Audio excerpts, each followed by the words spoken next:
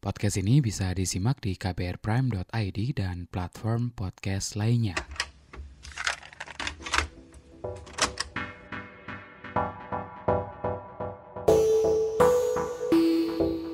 Cerita Sodom dan Gomora dalam Alkitab kerap kali digunakan sebagai penghukuman atau penghakiman bagi mereka yang dianggap berada di luar heteronormativitas dengan gender binernya. Lalu pertanyaannya kemudian, adakah ruang bagi kelompok ragam identitas gender dan seksualitas dalam agama dalam menjalankan haknya untuk beribadah? Nah, ini kali saya ngobrol bareng Chico Lawrence, pendeta sekaligus aktivis keberagaman identitas, gender, dan seksualitas, perkara hak buat beribadah dan beragama bagi kelompok ragam identitas gender dan seksualitas. Selain itu, bareng Chico, saya juga ngobrol perkara ajaran kasih dalam agama Kristen, melelah, dan ngobrol tentang cinta tentunya. Anda mendengarkan Love Buzz bersama saya, Azrul Dwi. Love Buzz, membicarakan perkara yang tidak dibicarakan ketika berbicara perkara cinta.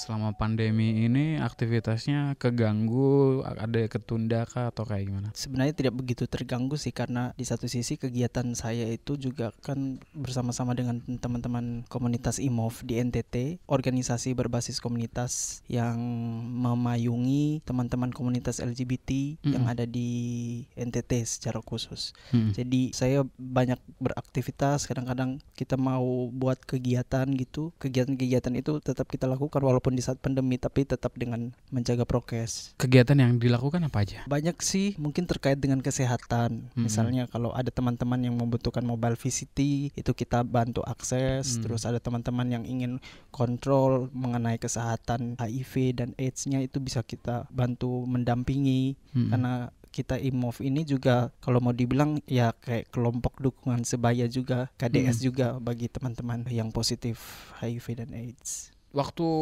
terlibat di dalam kegiatan komunitas gitu, dulu mulainya kayak gimana? Jadi waktu itu saya tahu bagaimana IMOV itu terbentuk. Jadi IMOV itu terbentuk tahun 2010. Jadi sebelum itu ketua dan koordinatornya namanya Karido Herewila. Jadi dulu sebelum IMOV terbentuk itu, jadi kayak ada pertemuan-pertemuan kecil kayak circle-circle gitu di antara teman-teman komunitas. Jadi ada inisiatif sendiri dari Karido, oh ini kan perkumpulan ini kayaknya makin banyak gitu kan. Kita makin tahu nih ada teman-teman gay, ada teman-teman lesbian, ada teman-teman transpuan. Jadi gimana kalau misalnya kita bikin komunitas. Jadi dulu itu IMOV itu secara khusus untuk teman-teman gay dan teman-teman biseksual. Tapi sekarang karena ada satu dan dua hal, akhirnya dia memayungi semua teman-teman komunitas LGBT. Karena teman-teman transpuan mereka juga sempat punya organisasi dan itu juga sudah legal hukum sebenarnya. Tapi karena satu dan dua hal, akhirnya organisasinya dibekukan. Terus mereka kayak tidak ada tempat untuk saling sharing atau bertemu satu sama lain. Jadi akhirnya IMOV membantu memayungi mereka juga. Tapi apa sih yang kemudian bikin Chico secara personal tertarik untuk terjun langsung di organisasi gitu, membantu teman-teman di komunitas? Ya karena saya sendiri adalah seorang gay, dan saya juga di satu sisi saya berusaha untuk mau mengenal lebih banyak tentang diri saya dengan cara ya saya harus bertemu dengan orang-orang yang sama seperti saya. Dengan begitu kan kita saling cerita, saling membagi pengalaman yang ada, bagaimana kita bisa survive dari persoalan yang kita hadapi saat ini. Karena kalau misalnya kita tahu misalnya ada pengalaman-pengalaman yang sama, kan bisa saling bercerita, bisa saling mendukung satu sama lain kayak gitu. Apa aja yang hal yang ditemukan atau dikenali dalam diri Chico sendiri ketika berproses di dalam organisasi gitu dan berkegiatan gitu? Sebenarnya yang saya dapatkan dari IMOV itu, saya malah lebih dapat mengenal diri saya, lebih dapat menerima diri saya. Karena kalau mau dibilang saya ini dari latar belakang keluarga yang rohaniwan. Karena ada orang tua saya yang adalah seorang pendeta. Dan dibesarkan dari keluarga pendeta itu rasanya kayak kita berada di dalam apa ya, kayak rumah kaca. Kalau keluarga pendeta itu seolah-olah tinggal di rumah kaca, dari setiap sudut itu akan dinilai, akan dipandang dari sudut manapun. Jadi kalau keluarga pendeta itu intinya anak pendeta itu ya pasti harus baik lah, harus gini lah, harus gitulah, pokoknya semuanya yang baik-baik kayak gitu. Jadi kalau misalnya dengan kondisi saya seperti ini, saya juga ketakutan dan saya sempat kayak merasa berdosa. Saya pokoknya sudah merasa bersalah, berdosa, kenapa saya seperti ini. Apalagi orang tua saya adalah seorang pendeta, dia itu public figure, terus bagaimana saya harus menghadapi jemaatnya, atau bagaimana saya harus bercerita dengan orang tua saya kalau saya seperti ini. Takutnya itu justru mencemarkan nama baiknya, terus entahlah, pokoknya banyak hal yang saya pikirkan waktu itu. Tapi ketika saya kenal IMOF, justru saya merasa bahwa saya menemukan diri saya juga di antara teman-teman komunitas seperti itu. Dan saya juga belajar untuk terus berproses untuk menerima diri saya yang adalah seorang gay. Berarti sudah ada obrolan sama orang tua? Jadi saya sudah coming out sebenarnya. Oke. Jadi ketika waktu itu saya ngambil S2 di Jogja, itu 2014. Saya juga membangun hubungan relasi pacaran dengan salah satu mantan saya gitu di Jogja. Dia waktu itu kuliah di ISI, Institut Seni Indonesia di Jogja. Kita pacaran 2 tahun. Nah, dari kita pacaran itu saya merasa kayaknya ketika nanti entahlah kapan itu waktu liburan misalkan saya pulang kembali ke Kupang, kayaknya saya pengen coming out gitu. Tapi saya masih belum tahu kapan waktu yang tepat. Jadi waktu itu pas saya, kalau tidak salah, waktu liburan 2014 Natal mau masuk 2015 itu kan saya pulang karena kedua kakak saya yang perempuan, mereka dua mau nikah di tahun yang sama. Jadi satu di bulan Mei, satu di bulan Oktober. Jadi waktu pas pulang, terus karena mau membicarakan soal pernikahan kakak saya, jadi kayak kumpul keluarga gitu. Jadi saya 4 bersaudara, saya anak ketiga. Jadi kita di rumah itu ada tambah mama 5 orang kayak gitu. Bapak udah meninggal dari 2010. Jadi akhirnya mama ngajak duduk di meja makan, terus kita cerita-cerita soal rencana dan segala macam hal tentang pernikahan kakak saya. Terus di situ tiba-tiba kayak mama nyeletuk gitu, ketika lagi ngobrolin soal kakak-kakak yang mau menikah. Mama nyeletuk terus, Ciko kapan? Terus mama bilang, Ciko sekarang udah punya pacar belum? Saya langsung jawab aja, udah gitu. Ya memang betul saya udah pacaran di Jogja. Terus saya bilang, tapi ada satu masalah. Terus mama bilang, masalah apa? Ada apa gitu. Nah itu waktu ngobrol itu kita lagi duduk satu meja gitu sama kakak sama adik saya. Jadi saya bilang, permasalahannya itu saya tidak suka dengan perempuan. Terus mama nanya, maksudnya gimana? Ya saya tidak menyukai perempuan mah. Saya bilang gitu. Saya lebih menyukai laki-laki, saya bilang gitu. Terus mama kayak apa ya? Diam gitu. Ya memang kakak dan adik saya juga pada diam semua. Mungkin sekitar 10 menitan gitu diamnya. Saya sempat di dalam hati saya tuh udah berpikir, aduh saya sudah siap deh kalau mau diusir dari rumah atau apa gitu, sudah siap pokoknya. Tapi ternyata mama itu langsung bilang, mama sangat bangga dengan anak-anak mama. Semua anak mama sangat bangga. Dan apakah hanya karena anak mama adalah seperti ini, terus ngapain mama harus susah-susah atau merasa sakit melahirkan kalau hanya karena anaknya seperti ini, terus mama harus buang, mama harus usir dari rumah? Itu tidak mungkin. Mama tidak bisa begitu. Jadi apapun dirimu, mama terima kamu apa adanya, mama bilang gitu. Dan dari situ saya kayak speechless gitu, udah yang terharu dan aduh udah campur aduk. Dan kakak juga terima saya, adik juga terima, dan ya bersyukur sih. Ini gak sih kalau mungkin diingat-ingat lagi waktu itu terjadi gitu, dapat kekuatan dari mana? Sebenarnya sebelum saya coming out itu saya bergumul sebenarnya. Saya bergumul bukan mau mencobai Tuhan ya. Saya lebih ke kayak mau kasih tahu Tuhan. Saya kan sempat yang marah sama Tuhan. Saya sempat yang kayak, mungkin kalau di dalam ajaran agama saya di Kristen Protestan cerita tentang Ayub, bagaimana Ayub dicobai oleh Tuhan seperti itu, terus Ayub mengutuki hari kelahirannya. Ya mungkin saya juga seperti itu.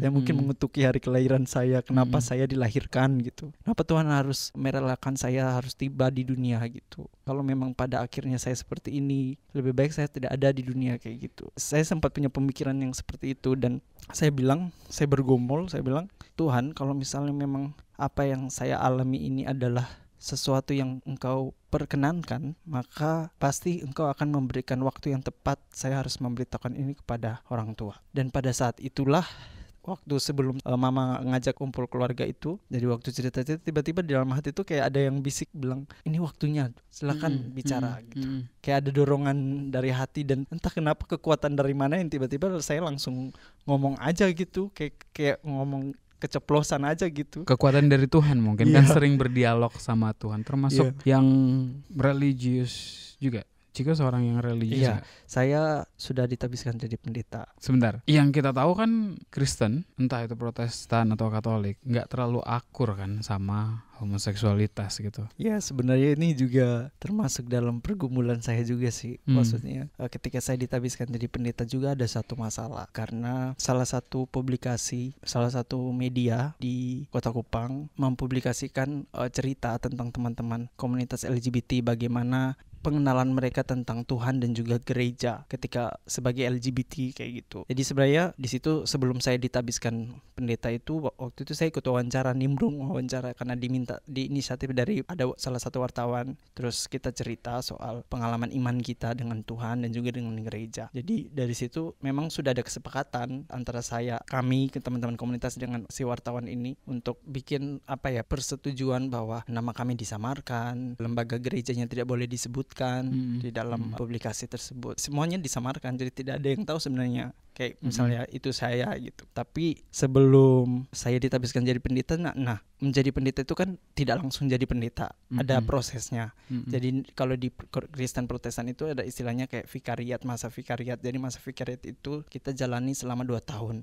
Jadi selama 2 tahun itu kita dinilai untuk apakah kita bisa ditabiskan atau bisa menjadi pendeta atau tidak. Dan di dalam penilaian itu kita bersama teman vikaris kita dipertemukan dalam suatu kegiatan bersama tentang pemberdayaan masyarakat, pemberdayaan jemaat. Nah di situ ada satu momen di mana ada malam perenungan kayak gitu. Nah di malam perenungan itu kita sebagai vikaris diajak untuk menceritakan kira-kira masih ada beban apa ketika kita mau melangkah selanjutnya untuk menjadi seorang pendeta, kira-kira apa yang masih mengganjal di dalam hati. Istilahnya kayak kita berdamai dengan diri kita. Nah dari momen itu saya akhirnya coming out dengan teman-teman vikaris gitu. Kalau tidak salah ada 95 vikaris, ada dengan salah satu pendeta pendamping. Itu ngomong di depan forum gitu?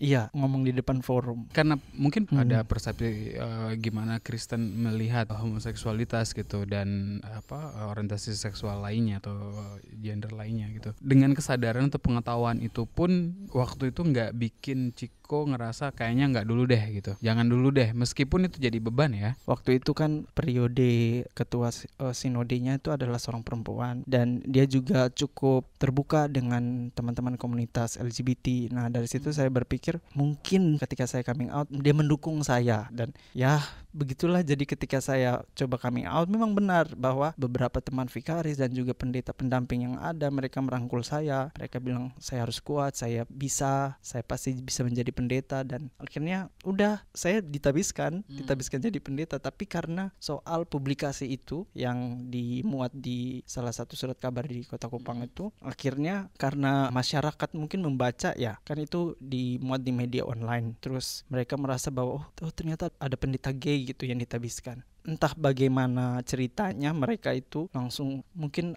kayak terpancing atau ada pihak-pihak tertentu yang mungkin tidak suka dengan situasi itu. Mereka mempelintir publikasi itu. Jadi mereka mempelintir bahwa seolah-olah saya ini ingin melegalkan pernikahan sesama jenis, terus mau mengajak jemaat untuk jadi LGBT kayak gitu. Nah akhirnya itulah yang bikin banyak orang protes. Akhirnya mereka protes ke sinode, dan mau tidak mau karena sinode sudah tahu kan kalau saya sudah coming out, ya mau tidak mau mereka bilang oh pasti itu tuh calon vikaris yang itu tuh yang udah kita tabiskan itu pasti dia yang gay itu kayak gitu. Jadi sudah akhirnya kayak ya gimana ya, jadi seolah-olah gereja itu kayak cuci tangan, nggak mau disalahin karena telah menabiskan seorang pendeta gay. Satu-satunya cara adalah dengan mendisiplinkan saya. Jadi mereka dari suara gembala, kita di sinode itu ada istilahnya suara gembala, surat pastoral kayak gitu, itu dibagi ke seluruh pendeta yang ada bahwa saya dengan inisial nama ini terus langsung mengalami disiplin gereja. Jadi sampai saat ini memang saya pendeta tapi saya belum boleh melayani. Kenapa pengen jadi pendeta? Sebenarnya tidak ada pikiran juga sih sebenarnya mau jadi pendeta. Oke. Kenapa saya sekolah teologi itu juga karena penasaran saja. Saya pengen tahu kira-kira posisi teman-teman LGBT, posisi saya itu di dalam Alkitab itu ada di mana sih?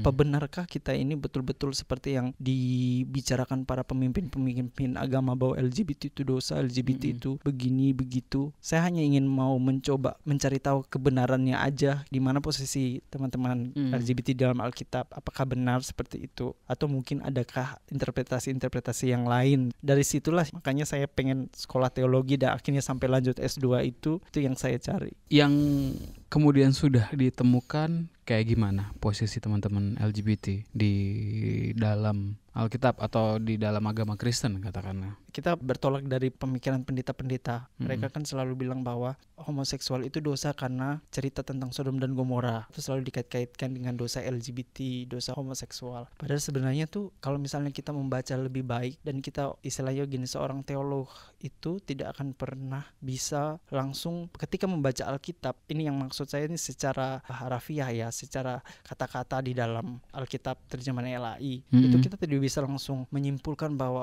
Alkitab sedang bicara soal ini nih, kayak gini langsung secara rufiah kayak gitu. Tapi sebagai teolog itu kita diberikan ada suatu kajian di mana istilahnya hermeneutik atau biblical eksegesi. Eksegese itu kita menafsirkan teks, kita melihat konteks waktu itu, konteks penulisan dan segala macam, dan itu dilakukan cukup panjang. Dan yang saya lihat berkaitan dengan isu homoseksual yang menyangkut penghukuman kepada kota Sodom dan Gomora itu secara khusus di teks Kejadian pasal 18 dan Kejadian pasal 19 ayat 1 sampai 29. Kedua teks itu sebenarnya saling berkaitan satu sama lain, dan secara khusus Kejadian 19 itu sama sekali tidak berkaitan dengan penghakiman atau hukuman terhadap teman-teman LGBT, melainkan tentang ketidakadilan sosial. Konteksnya kan berarti soal bukan perkara bahwa kaum Nabi Lut punya orientasi seksual yang dianggap berbeda gitu. Kalau misalnya kita lihat ya, cerita pada pasal 19 itu kan kedua malaikat itu kan tiba di Sodom dan Lot sedang duduk di pintu gerbang dan segera menemui mereka dan sujud sampai dengan muka sampai ke tanah, persis seperti yang dilakukan Abraham. Itu cerita tentang Abraham itu di kisah sebelumnya itu Kejadian 18 ayat 2. Nah, itu berarti bahwa Lot itu dia juga mengenal siapa dua orang ini. Terus dia segera mengundang dan mendesak mereka untuk menginap di rumahnya. Padahal di dalam cerita itu kedua malaikat itu pengen menginap di luar, tapi Lot terus mendesak supaya lebih baik tinggal di dalam rumahnya saja, karena sepertinya Lot sudah tahu dugaan Lot terhadap orang-orang Sodom dan orang-orang Gomora yang cukup jahat, sehingga dia tidak ingin ada terjadi apa-apa dengan kedua malaikat itu. Jadi ya udah, ketika menjelang waktu tidur, terus tiba-tiba seluruh laki-laki penduduk Sodom baik muda sampai tua, tidak terkecuali, semuanya berkumpul dan mengepung rumah Lot. Mereka menuntut supaya Lot segera menyerahkan kedua tamunya kepada mereka, supaya mereka pakai. Itu ada pada Kejadian 19 ayat 5. Itu dikatakan supaya mereka pakai. Nah, kalau dalam bahasa Ibrani, kata pakai itu berasal dari kata yada. Artinya mengenal. Tapi yada juga dipakai sebagai kata penghalus, eufemisme untuk dengan arti bersetubuh. Jadi yada ini juga dipakai dalam kitab Kejadian pasal 4 ayat 1 tentang bagaimana Adam mengenal Hawa. Jadi bukan mengenal dalam artian saling mengenal, melainkan Adam bersetubuh dengan Hawa.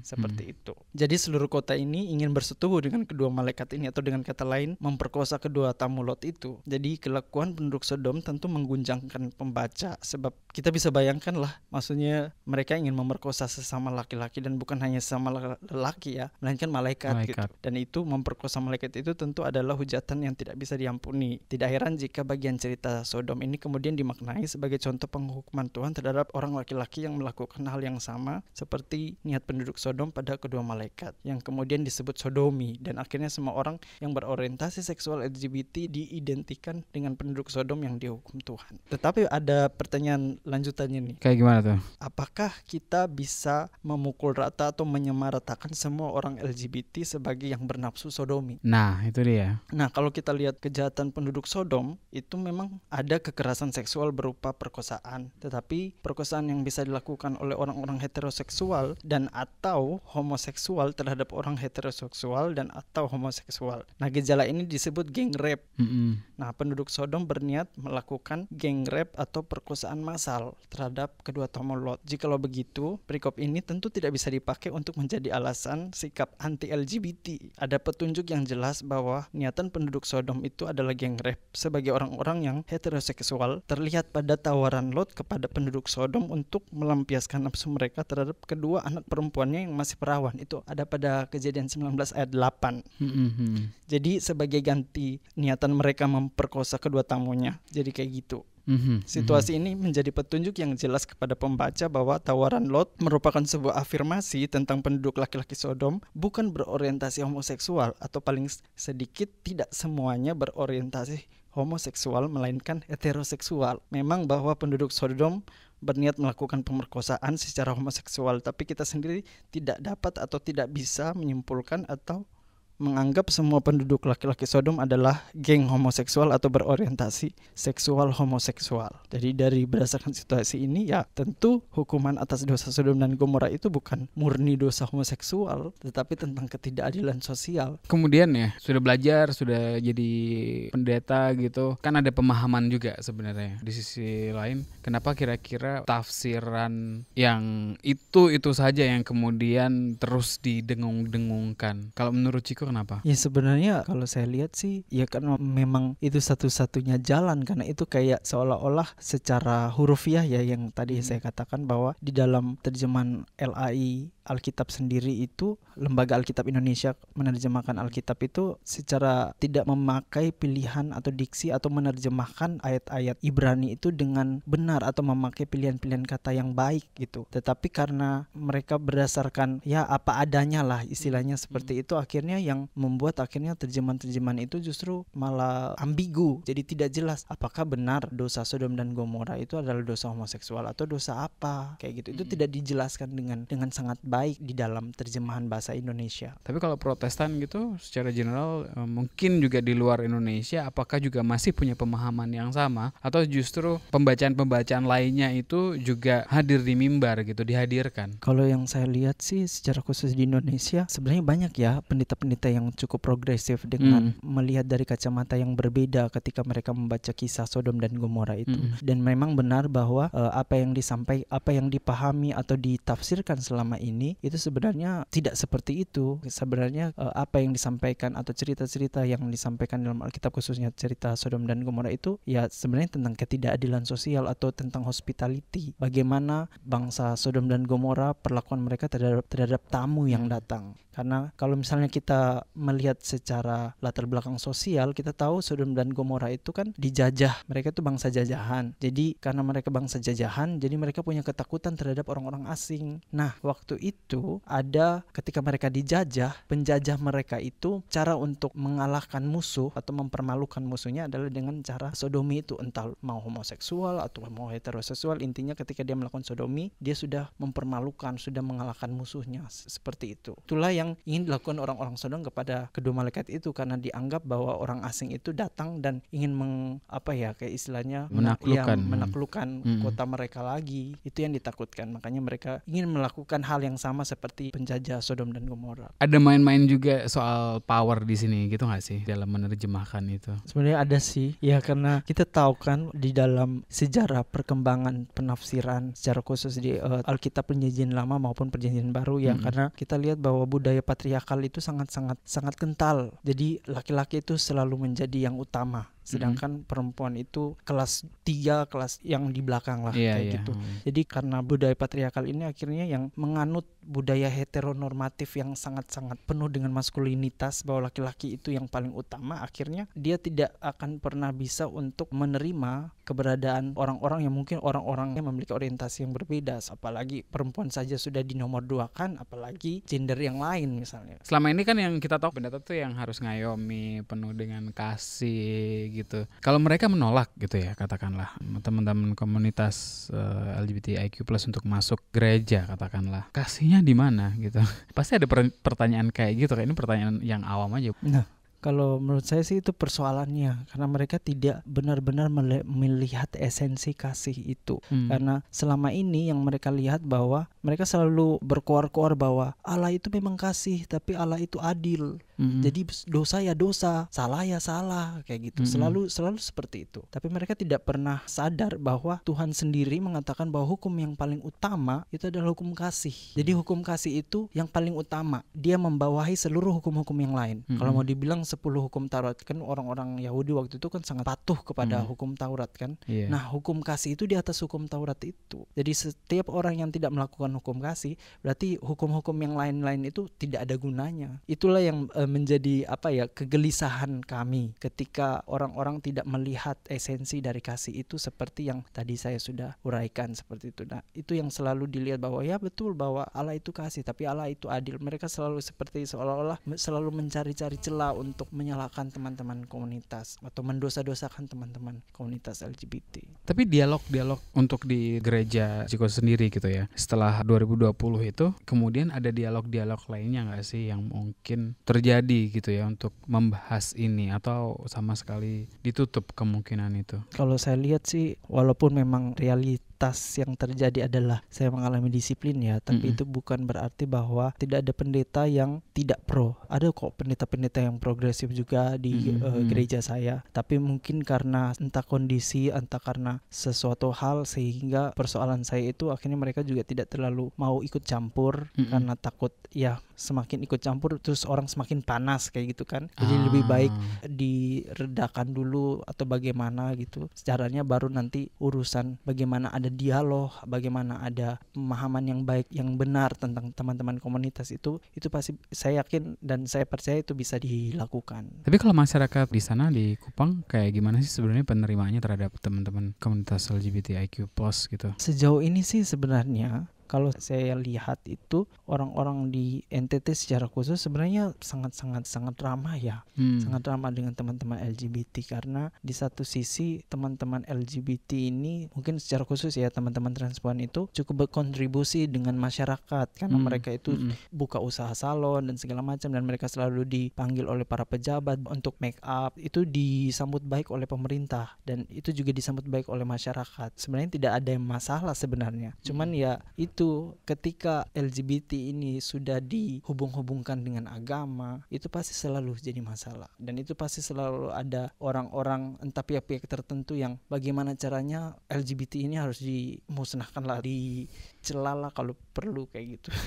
Tapi sebenarnya bisa nggak sih LGBTIQ+ ini akrab dengan agama, termasuk Protestan? Sebenarnya bisa nggak sih hubungan itu harmonis gitu? Sebenarnya bisa aja sih, karena saya melihat gini, ketika perjuangan bagaimana akhirnya selama ini ketika kita tahu bahwa di dalam Alkitab sendiri budaya patriarki itu begitu kuat, tapi karena perjuangan perempuan-perempuan yang hebat, akhirnya mereka juga bisa berjuang untuk memiliki kesamaan harkat dan martabat yang sama dengan laki-laki. Itu kan juga butuh perjuangan. Dan disitulah saya juga melihat bahwa mereka saja sudah terima perempuan. Maksudnya perempuan jadi pendeta ya? Iya, gitu perempuan jadi pendeta gitu. Dulu kan agak susah, bukan hanya pendeta, perempuan jadi kayak majelis di dalam gereja atau orang-orang yang bertugas untuk menjalankan pelayanan-pelayanan dalam gereja itu selalu laki-laki. Tapi karena kita tahu ada feminis, itu juga dibantu oleh teolog-teolog feminis dan memberikan pemahaman-pemahaman, interpretasi Alkitab yang tidak ramah gender khususnya perempuan. Akhirnya teman-teman perempuan istilahnya bisa diterima lah di dalam gereja seperti itu. Dan saya juga percaya bahwa perjuangan teman-teman LGBT juga tidak berhenti sampai sini. Kita akan terus berjuang sampai akhirnya mungkin bisa diterima di dalam gereja. Kalau teman-teman komunitas di sana udah mulai masuk juga nggak sih ke gereja-gereja yang mungkin punya pendeta yang lebih progresif gitu ya? Sebenarnya banyak loh teman-teman LGBT yang mereka juga adalah bagian dari orang-orang yang turut mengerjakan pelayanan-pelayanan dalam gereja. Memang tidak semua mereka itu melela ya. Jadi tapi kita saling menjaga saja dan kita berusaha untuk mendukung saja apa yang sedang dia lakukan seperti itu. Kalau memang dia mau melayani di gereja ya sepanjang dia merasa aman dan dan tidak perlu dia harus melela, ya tidak apa-apa kayak gitu. Mungkin itu bisa jadi salah satu jalan yang baik sebenarnya. Bagaimana berhubungan dengan gereja, bagaimana kita membangun relasi dengan gereja. Kalau sekarang gitu masih punya ini nggak sih kepinginan untuk jadi pendeta? Masih ada keinginan itu? Masih sih.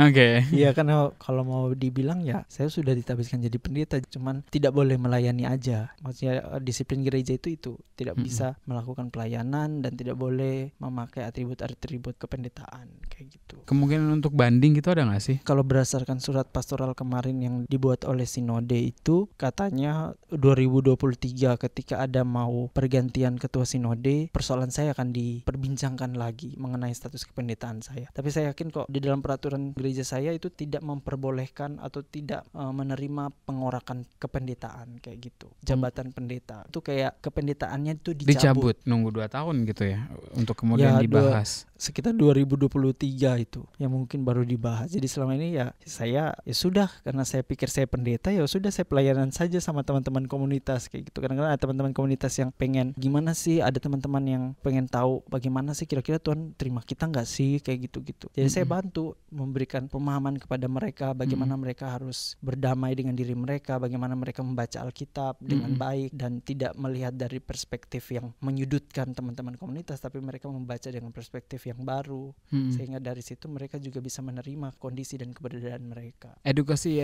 semacam itu juga dilakukan ke masyarakat secara luas nggak, Cik? Dilakukan juga karena kita kan di IMOF itu kita juga banyak membangun stakeholder dengan pemerintah, khususnya dengan pemuka agama juga. Jadi bukan hanya Protestan saja, tapi juga dengan teman-teman yang Katolik, teman-teman yang Muslim, semuanya kita bangun gitu. Kita ingin melihat bagaimana sih pandangan mereka terhadap teman-teman komunitas. Dan kalau misalnya mereka menganggap bahwa teman-teman komunitas adalah bagian dari keberadaan manusia itu sendiri, ya apa yang harus mereka lakukan kepada teman-teman komunitas itu. Coming out ketika ada pacar gitu ya di Jogja gitu. Kalau sekarang kira-kira menjalin hubungan juga nggak sih?